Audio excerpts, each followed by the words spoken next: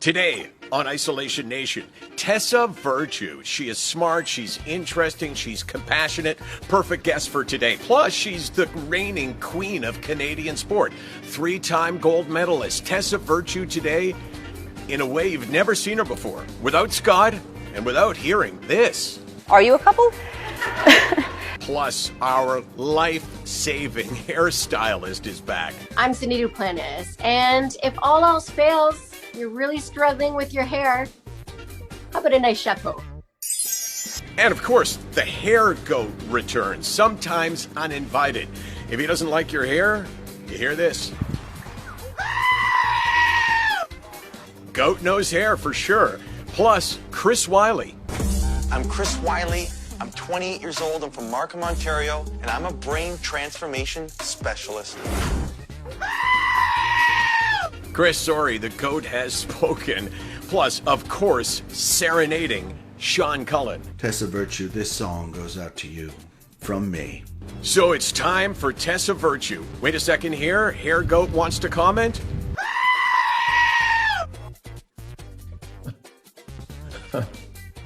Hey, what can I say, Tessa? The Hair Goat, he's got his own opinion, can't be swayed by gold medals or anything else. How are you? I'm great. How are you doing? You know what? Just stupor. It's this whole experience I was telling you before has been amazing for me. To try to combine having fun with mental health chat is something that I kind of always dreamed of doing. So now I get the chance, and I get the chance to connect with friends from the past, and you would be one of those. So you're doing well. You're in Vancouver. Are the people that you care about most in the world, are they healthy at this point? Yeah, everyone in my sphere seems to be holding up okay. I mean, like everyone else, it's a strange and scary time that can be really isolating for a lot of people. So we're doing our best to stay connected, and everyone is healthy. And you're right, that's number one priority. How about you? How are things in your world, Michael?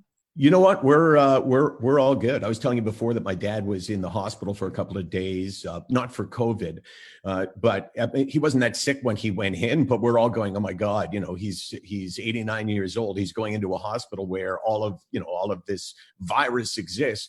He's going in healthy, but he's who knows? But he's fine. He's good. So thank you for asking. So let's talk about your mental health at this point. There's a way to refer to it. It's kind of like this pandemic of anxiety that people are having because of this isolation, forced isolation, and because of the economy, and because of the fears. When is it going to end? How are you doing with that?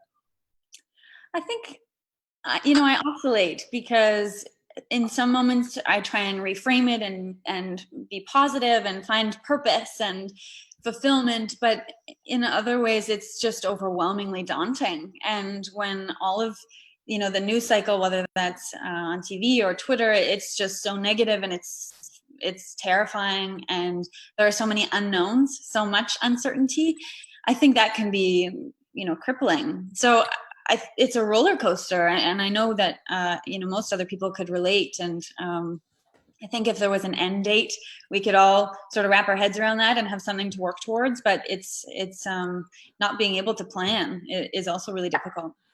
Yeah, it is. I mean, the unknown is always scary in almost any context. And sometimes the unknown is exciting. I don't think anyone's finding this particularly exciting.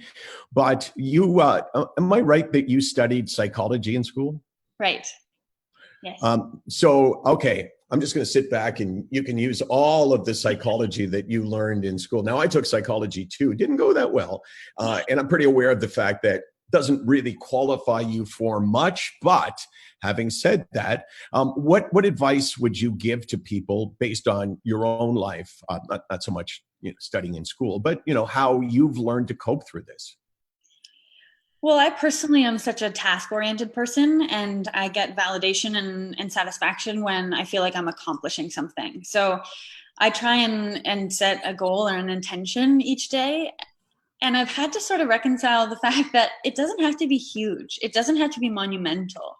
If it's cleaning the kitchen or organizing a closet or writing someone a letter, connecting with someone who might need that, that has really helped because it gives purpose. And I think, we all need that. And also I'm trying to curate the way that I consume news and consume media. So, we talked about all that negativity, and there is also so much kindness and so many good things happening. Friends at home are doing so much to help their neighbors and, for our elders. And so One sec, Tessa. Get off my property. Sorry. Neighbors. Oh my God. They think that there's no rules anymore. Sorry. I just think there's a way of trying to find the light. And, and also shows like this, what you're giving to people, it's making everyone feel understood and valued and maybe not so alone.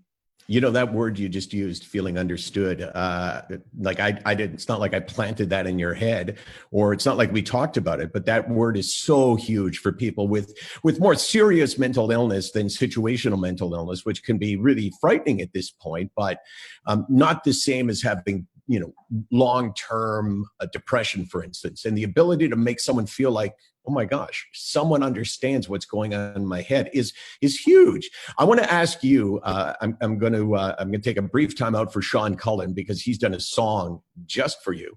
But I want to ask you what your experience is with mental health or mental illness, and whether it's you or someone that you've cared about. So you'll still be on. So we'll see your reactions to Sean Cullen, who has done this ballad for you, Tessa Virtue.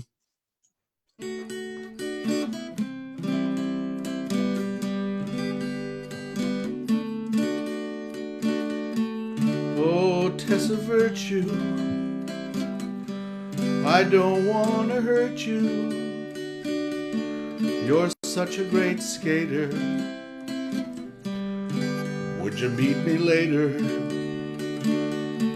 I know we're under quarantine in a time with a virus obscene, but I think we could have been the greatest duo ever.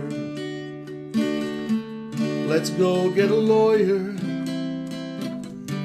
get rid of Scott Moyer. I could be your skating pal, and we could be winners. I could lift you over my head for a short period of time, and then we could skate around. Oh, it would be fine. I look bad in tights, and you have your rights. Okay, the second half of that, the exciting conclusion of Sean Cullen coming up at the end of the show. I mean, people got to stay tuned to find out how that story ends. The suspense. Yeah. I particularly enjoyed how he clarified that he could lift me over his head for a short period of time. For a short period of time. Sean Cullen is, he does a song for us every day. He's a very accomplished guy. He's written 3 books. He's written all kinds of awards, Gemini Awards and Canadian Screen Awards. Great on stand-up, but like everybody else, he's looking for a way to spend his time, but also a way to make an impact on people. So now that we're feeling relaxed and valued, let me ask you the question that I asked you in advance, if it was okay, and that is, have you been touched by mental illness, either personally or through somebody that you care about? I haven't personally, Michael, but of course, I think we all have someone in our lives who has been touched by mental illness, and I've seen up close and personal friends who have battled anxiety, depression, eating disorders, and it's tough. I think, on that continuum of emotions, that I've had lows. Certainly, I've had times of feeling really alone, and I can only imagine what that is like magnified. I try and wrap my head around what that feels like and what kind of support people need. And it's important to have conversations just like this, because the fear of reaching out because of so many, that stigma that exists around mental health is really pervasive. But we need to be able to be open and share our vulnerabilities and realize that I think everyone faces self-doubt, faces, a lot of stress and anxiety. It's something that we all have to sort of strategize to cope with. People, when they hear that you said that sometimes you felt really alone, would go, well, how does, one of the most famous people in the world of sport, and you truly are, like what you do is worldwide, right? It's not like figure skating is strictly in Canada. There's countries where it's even bigger than it is in Canada. So how could someone with that kind of success, and I know that this is, I don't believe this to be true, but this is how people think, how would you feel alone? Well, I never felt like I fit in really anywhere, but especially not in the skating world. And I'm not sure if that's because I didn't buy into that toxic environment, or whether, my distancing myself prevented others from welcoming me in. And it's easy for me to look back and understand the times that I might have been bullied, that it was because it was threatening or we had success early on or any of those things. But I was really ostracized. And then I would go home to London, Ontario, and I wouldn't have friends there because I had moved away. And, it's just gearing up to head into the rink, knowing that, I was on my own was a struggle. But everyone faces things like that in moments in their life. And, I'm so lucky that I had people around me, like my mom, who I could talk to and rely on for support. Yeah, you say everybody faces things like that. The thing about mental illness is the perception that nobody else has it. Nobody else is struggling. Nobody else is lonely. Nobody else feels isolated. Nobody else feels like, oh my God, I can't get out of bed in the morning. The perception is that your neighbor is always perfect in their house. And that obviously is not the case, but the value in speaking about your own struggles, whether it be like in my case, like real mental illness, like depression, or in your case, circumstances in life, which left you feeling in a way that others would never believe that you were feeling. It's just so important. I mean, I just listening to you there, it was like, wow, oh my gosh, how helpful is that to someone who feels like they don't fit in? Yeah, and there's this idea now, especially with social media, that how people present themselves is, everything you see and it's authentic. And there's so much behind that. It's so layered and nuanced for people. And we're all just looking at life through this unique lens of our own experiences and our histories. And I think we do have to break down those walls and just admit and open up about, those fears that we faced. And as you say, that kind of shatter that idea that people have of you. And I think it's a responsibility, when you're in the public eye as well. Okay, so we decided because you were going to be on the show that we would try to be different than all the other shows. So last night after I messaged you, I started going through and looking at YouTube links, and oh my God, the number of Scott and Tessa shows that you were on where you had to play like little games and you had to hold up cards was crazy. So our rules for you start with this one rule. First, no cute intros. Okay. We're just waiting to roll it. You want to roll that, Phil? Let's roll that. Yep.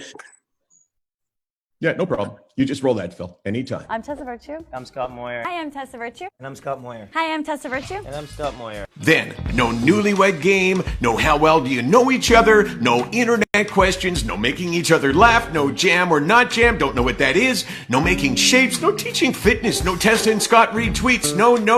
And finally, thank God, no more of this. Are you a couple?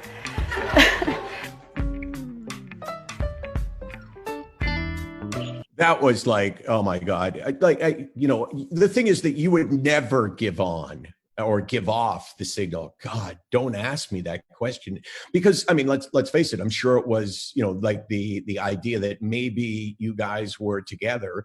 I'm sure it worked out really well for you, because that question increased intrigue around you and focus on you. But God, you never seemed like you were tired of doing all these like really silly things.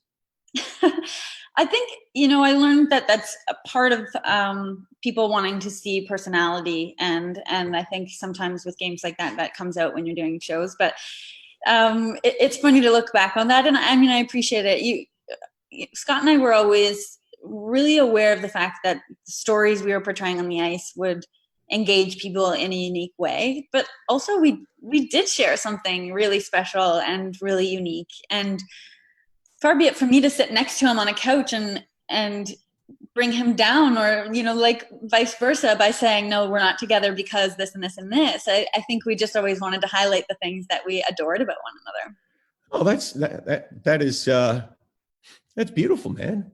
Thanks. That actually is, I never thought of it. I never thought of the concept that, well, maybe it would be disrespectful to the person sitting beside you to go, no, we're not together. I mean, I'm assuming you wouldn't have done it like that. All right, I want to introduce you to Chris WYLLIE. Chris WYLLIE, meet Tessa Virtue. Hey, Tessa. Hi, Chris. Now it's my turn to sing you my song for you, Tessa. Oh, I can't wait. I'm just kidding. No. Okay. So Chris, you are, you're a mental health expert, a brain expert. You are somebody that has dealt with patients who have real mental illness. You've also dealt with people that are looking to increase their performance at something. You also were just on Big Brother, right? And that was the one that got postponed, right? Because of COVID-19. Yeah, it's from one quarantine and lockdown to another, from being locked up in this Big Brother house and being completely removed from society to now being in society, but actually being removed from society. So it's been a long month. So I'm actually pretty good at quarantine by now. So I can teach it. Yeah. And go ahead. Actually, and everything on the mental health side is, I've actually experienced a lot of these, issues myself, from anxiety, panic attacks, addictions, and that's kind of been the motivator and inspiration for me to learning and pursuing this career path, because it wasn't always what I had in my sights. So I'm guessing that some of that or all of that is in the past. Maybe not your vulnerability to it, but I'm assuming that you doing the job that you do and how you've been educated, that you have been able to deal with those really tough things in your life and move past them.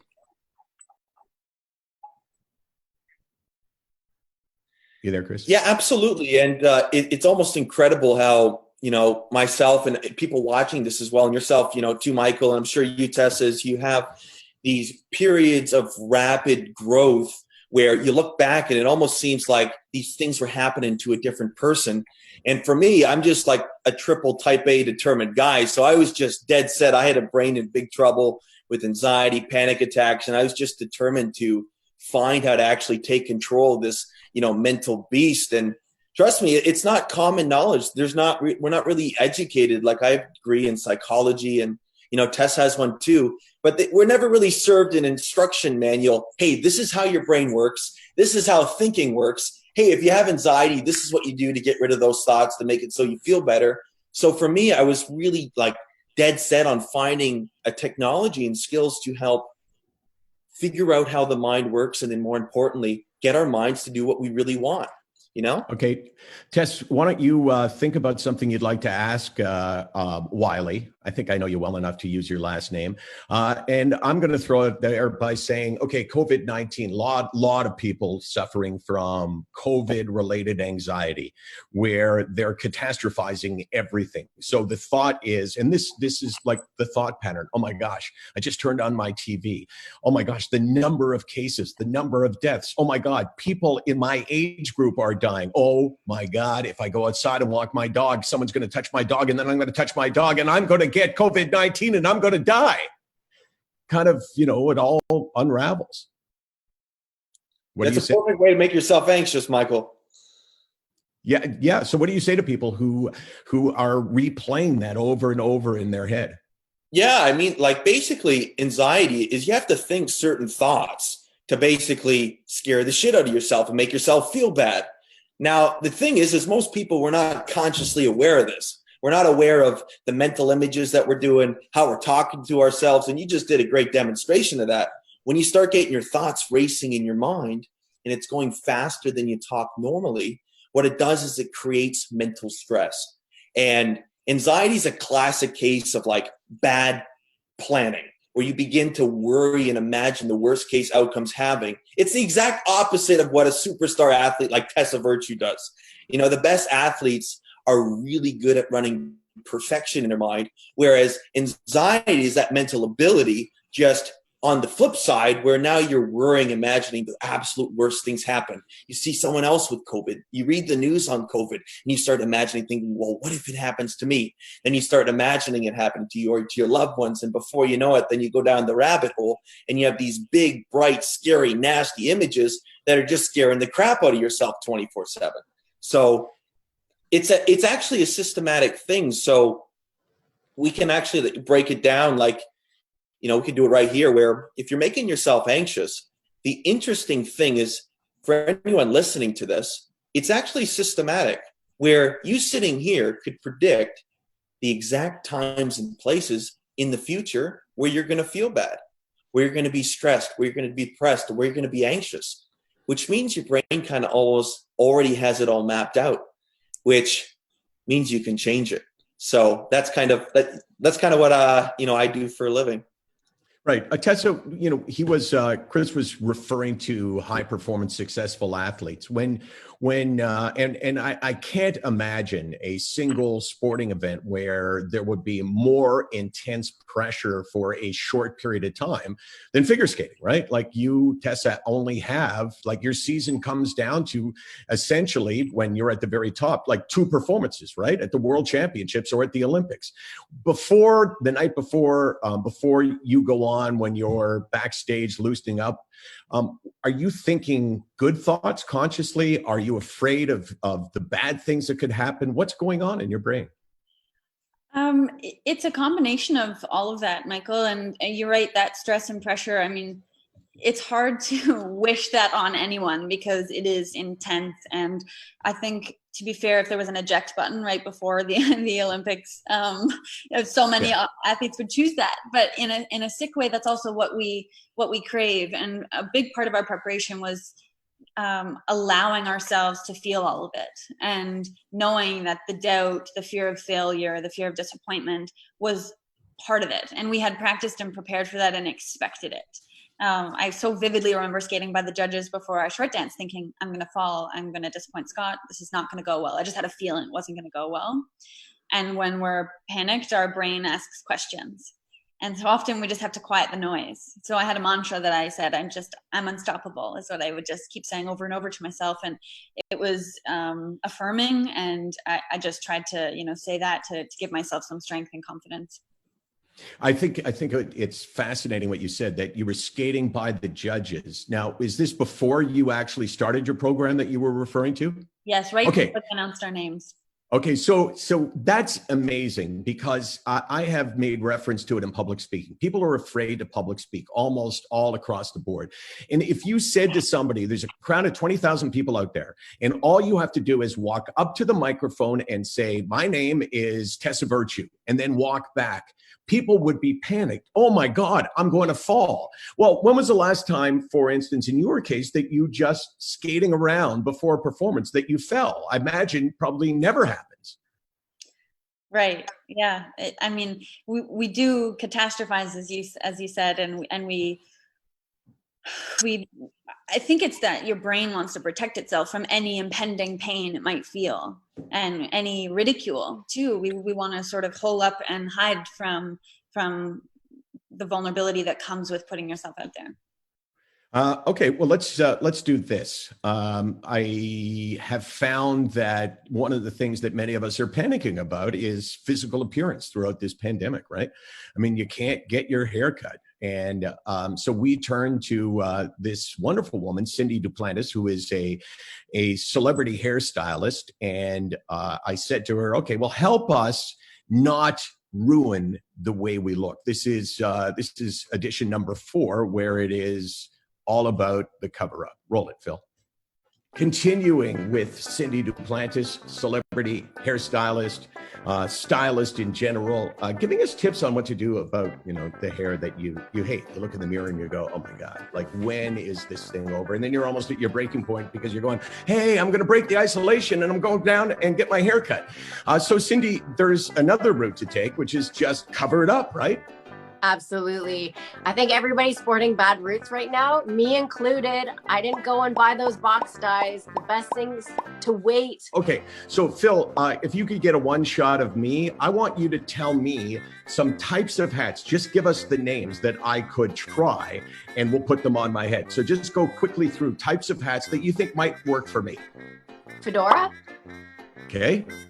What's the golfing one looking like? Oh, the visor. Like a visor, but like the full one, baseball cap, you could totally rock. All depends on where you're going because they go for different styles. Right. How about a scarf? Men with a scarf, although I might call it something else like a do-rag. What do you think of that? Yeah, you could totally rock a do-rag. Okay, and how about just a headband? Yeah, a bandana is not bad at all. Okay, how about a bonnet? No.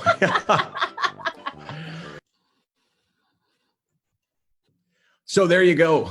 If all else fails, just cover it up. Looks to me like, Tessa, let's you and I evaluate. Looks to me like Chris has spent a lot of time on his hair. What do you think? Chris, it's looking great. You have that figured out.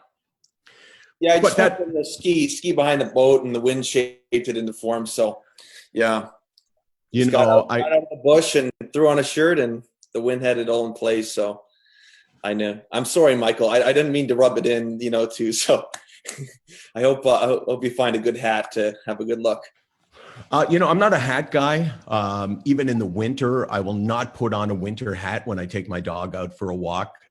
And as a result, I'm kind of known in the neighborhood as being maybe the crazy guy who doesn't dress for winter. But here's a question for you, Tessa, that we received from Facebook, I think.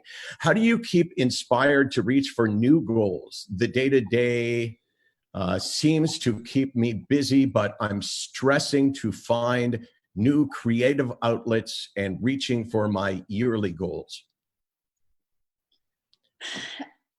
I think, I struggled with that too, especially following the Pyeongchang Olympics, just finding a new goal to reach for that felt as meaningful or significant. And so I feel like I have categories in my mind, these sort of long-term goals, and whether that's school or job or life-related, something that just as an umbrella, blanket issue I can work towards.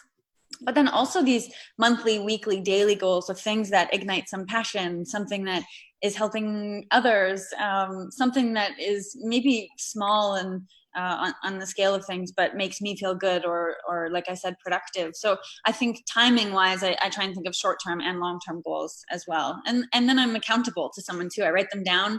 I work with a coach, and I try and develop new strategies each day to strive for goals. You say you work with a coach. What kind of coach? A mental performance coach. Even still, I took a bit of time off after the Olympics from anything that made me feel like a high-performing athlete, and then realized recently that a huge part of my success had to do with my team, and I needed to feel accountable. I needed to make sure that I was on the right course. And we have coaches for almost everything in our lives, right? Any kind of skill we're trying to learn, we have a coach or a tutor. And so why not also for life, even on the emotional side of things? Right. And is it true that you and Scott went to a marriage counselor to figure out ways, I guess, to exist, like under this microscope for as long as you guys did? Yes, we did. And I mean, we put such priority on that partnership because that was everything to us. Every bit of our training and competitive success came from the strength of that partnership, and we needed to rely on one another. Here's one for you. Casey's writing it out for me. This is for you, Chris. Chris, I saw you on the Big Brother website. Can you help me with my memory? Now, when you were on Big Brother, right, you gave everyone some tips on remembering? Yeah, well, one of the Big Brother competitions is you had to remember what happened each and every day. So if there was competitions, if people were voted out, even random stuff in the house, you had to remember it all. And of course, people are stressing to the brim to try to remember everything, where I was just doing a little spiel, just talking into the camera. You know, everyone was talking to the camera. So I figured, hey, I'll talk into the camera. So I did a little memory spiel, where the biggest problem people have with memory is they try to auditorily rehearse and repeat things in their mind over and over again. But what happens is that's a really inefficient way, because we can only kind of remember like 7 chunks of information at one time. So you have to keep repeating the words over and over again. Then you go, oh shit, if you're talking to yourself, what did I say again? And you got to repeat it over and over. It's really painful, where it's a lot easier if you just make big, bright, juicy mental images of information, and you make things outrageous. You make them funny, you make them sexy. And I even did a little memory technique called memory palaces, where to remember information, let's say you want to remember a list of items, or let's say you have 20 different steps, a sequence for like a figure skating kind of, routine, is you could put each part. Let's say you have your house, and first, you got to see your house and visualize your house. So you put like the first move at the base of the house, or for me, I put the first competition. So I saw the competitors, I made them outrageous, I made them sexy, I made them doing things you'd never tell a priest or do someone, hyper religious. And then you just cruise through your little memory palace that you can see in your mind.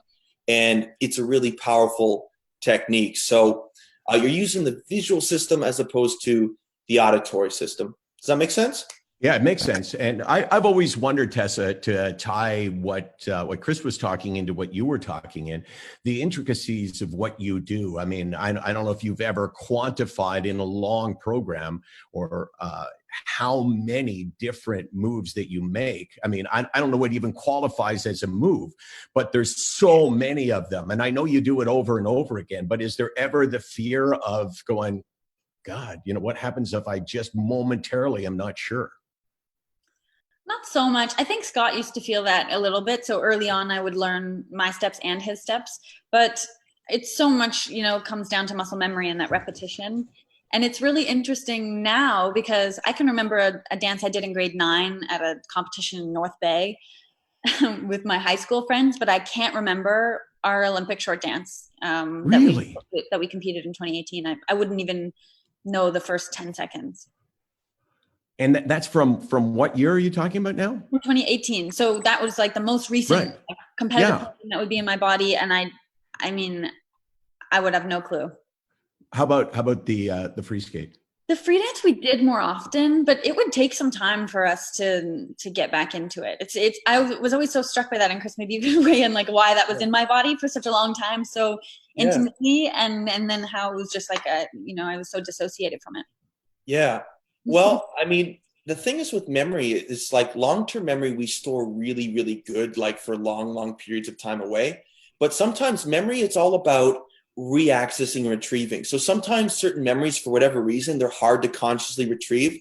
So a little trick that you can kind of do is try to get yourself back into the exact state you were in when you were performing the routine. So almost in your mind, like if you were to just sit and just think about, go back to that memory in your mind and just remember that first thing you did before you started the routine, and just make that image really big and bright, and then step back inside it where you actually like you're going back to that moment in your mind where you're looking through your own eyes, hearing what you heard, feeling what you felt. You might actually surprise the heck out of yourself with just how much you can remember. And that's why I kind of got into the hypnosis side and trance side, because our limitations are only in our conscious mind. And when you begin to go into altered states, is you can get back those memories and those learned patterns where, I mean, you obviously mastered them. So I think it would just be a matter of getting back into that state you were in when you performed, and you might surprise the heck out of yourself with how much you can remember. And just so you know, I'm really great with memory, but Tessa, I am a fantastic skater, not necessarily a figure skater, but I'm strong. And while Sean can only hold you for short periods of time, I'm sure I could hold you for very long periods of time. Sorry, Mike. Yeah. I had that again, Michael. Yeah, that silence was not good for you, Chris. Not good for you at all.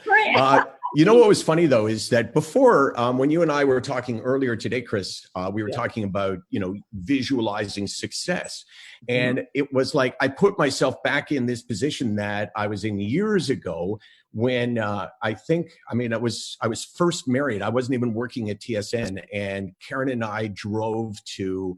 I think it was like Cornwall, and I gave a speech, and I had prepared. The idea of the speech was I was talking about the power of positive thinking, which is a bit of a cliched remark, but really powerful. And I started to talk to you, and it all came like flooding back to me, which was that the subconscious brain cannot distinguish between real or imagined experiences and all of the rest of it. I mean, I'm not going to bore you with it, but it all just came back, and I thought, wow, the brain can be an amazing thing, but the brain can also let us down if we don't put it in the right position. So, God, I wish we had more time, but I got to call it sometime. So, Chris, thanks for doing this, man. Look forward to exploring more about the memory and the mind and all of the really incredible things that you do, and I really appreciate it. Well, thanks so much. It's been an honor and a treat to be on here with yourself and Tessa. So great to see you guys, and thanks so much. And Tess, thank you.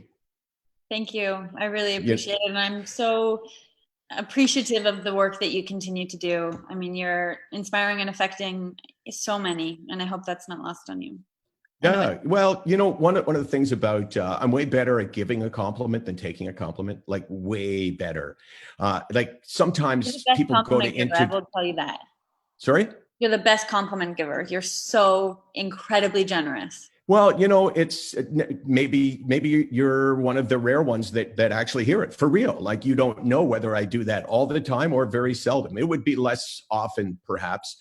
But having said that, for me, sometimes I'm getting introduced in a speech, which I do a lot of speeches, and people will speak effusively about you, right? Because first of all, they want to justify you on their stage. They brought you in to speak. But more often than not, I'll actually go up and interrupt them while they're introducing me because I'm just horrified at being around. Oh my God, it's like, please insult me. That would be way better. Right. Well, let's do a part 2 on this, okay? I'd love that. Anytime. Okay. Well, and Sean Cullen will have to have a fresh song for you. Let's call it right now. Let's say thanks to Jansen. It's a company that said to us, we like your message. Go out there and get your message out there, and that's what we're doing. And as we say so long, we'll see you tomorrow. And here's the second half of Sean Cullen tribute to Tessa Virtue. But please just think about it. Don't make me scream and shout it. Oh, Tessa Virtue, I never would hurt you.